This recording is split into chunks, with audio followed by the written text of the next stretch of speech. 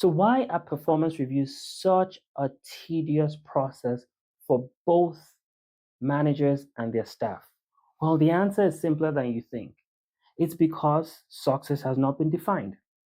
A couple of years ago, I had the opportunity at sitting at a senior leadership team, and it was one of those sessions where everyone gets to talk about their staff and agree on what scores to give them.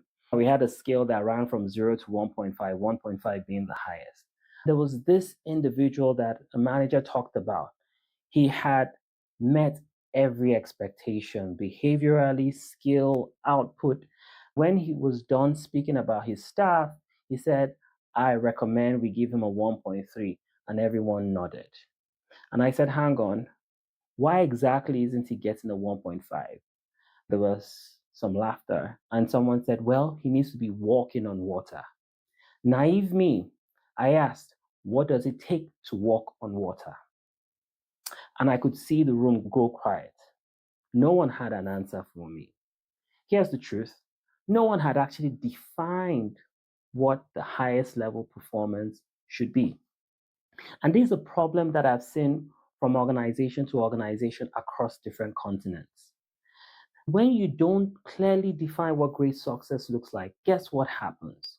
You have a situation where staff are resentful. You have issues where people begin to come up with alternative realities, fake news, corridor talk. You start having people come up with arbitrary figures and numbers to measure their staff's success. You have managers who can't clearly define what success looks like for their staff, and staff who don't understand what they need to do to be successful.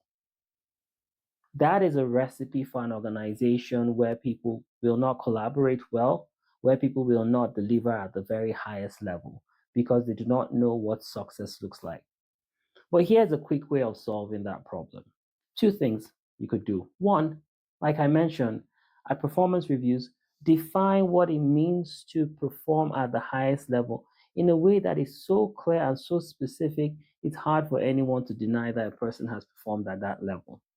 The second thing you can do if you're an organization that is heavily layered, a person who is, let's say, a level one versus a level two, if a person at level one is performing at the mid range level of a person at level two, they surely have met all the goals and requirements to get 100% at their level. So try out these two tactics. One, making sure you define success at the higher level. And if anyone doesn't hit that bar, then you clearly start beginning to drop their numbers, and it also helps you with giving them feedback. Or two, if it's a comparative scale organization, look at the mid range level of the next level and begin to look backwards.